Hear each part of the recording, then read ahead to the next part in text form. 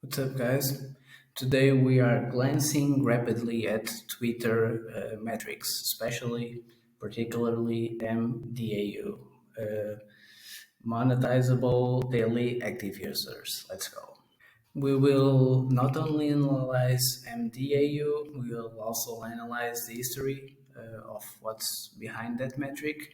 So we will look at MAU, so mDAU is monetizable daily active users, and MAU is monthly active users. And the objective is to analyze the company as a potential investment.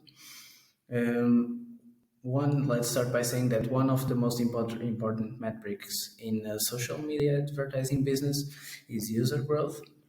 User growth allows the same ad space to reach more people, as explained when Facebook was analyzed, when we talked about Facebook's ad engine, which you can check at stockpickingsinsights.com. It also increases network effects. User growth increases network effects due to the volume of content created and data collected. So user growth is not only important, I would say it is the most important metric to look at a company like Twitter is a growing company. It is the most important one to look at. But let's first look back at the history of Twitter regarding these two metrics. And Twitter used to report MAU as the metric to measure network user growth.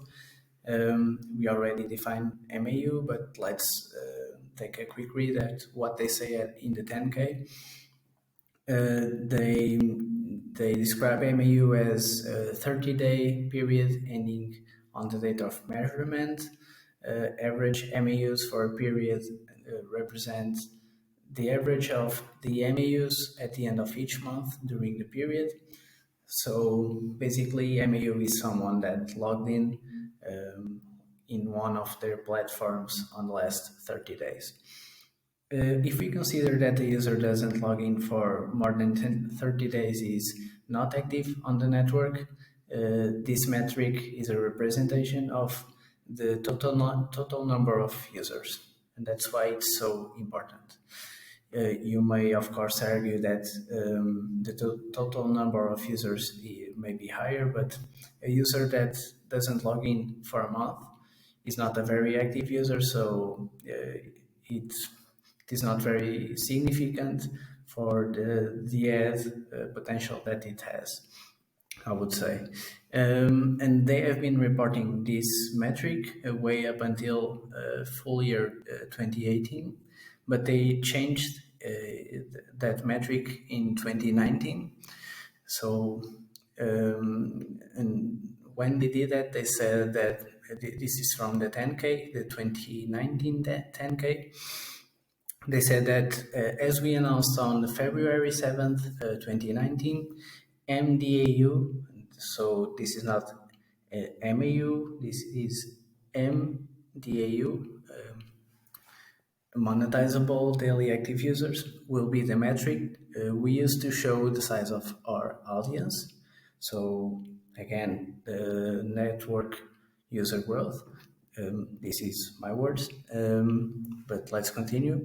And engagement going forward.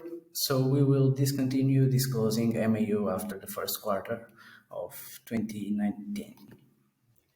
They don't go into detail on why they have done it. They just say that they think that mDAU is a better metric, but they don't tell you why.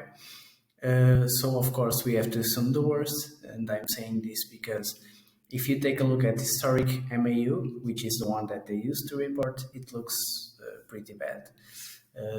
You can check this chart that I'm talking about on the written post at stockpickinginsights.com.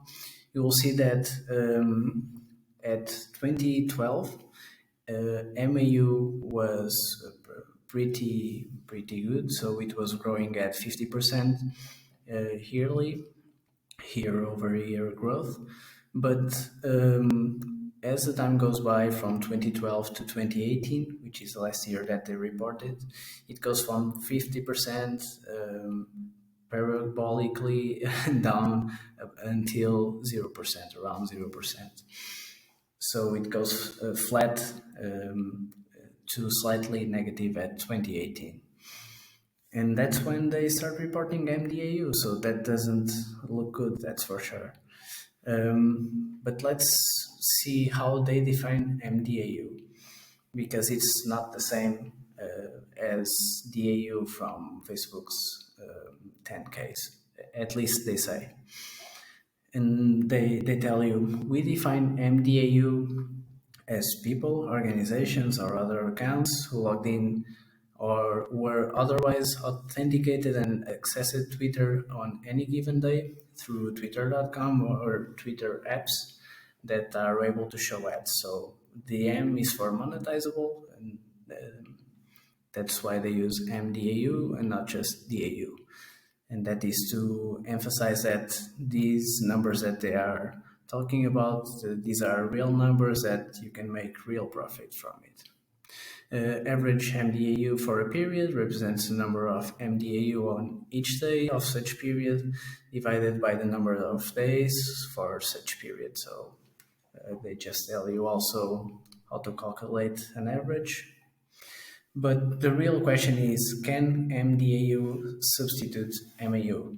Because if you answer yes, you may not, you may continue analyzing Twitter further, because it won't be a problem if one metric can substitute another.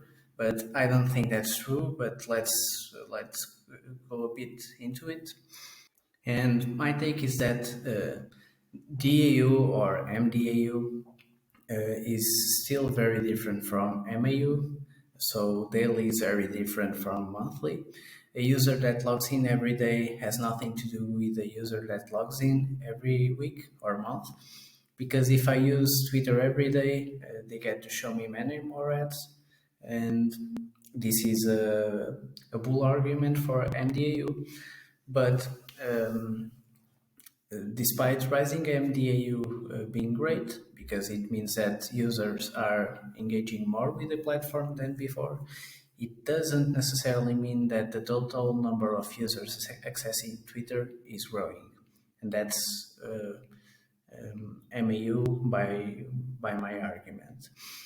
So we can have rising mDAU, so users engaging more with the app, with decreasing MAU. Which is, if you think, comparable to cost reductions in a business.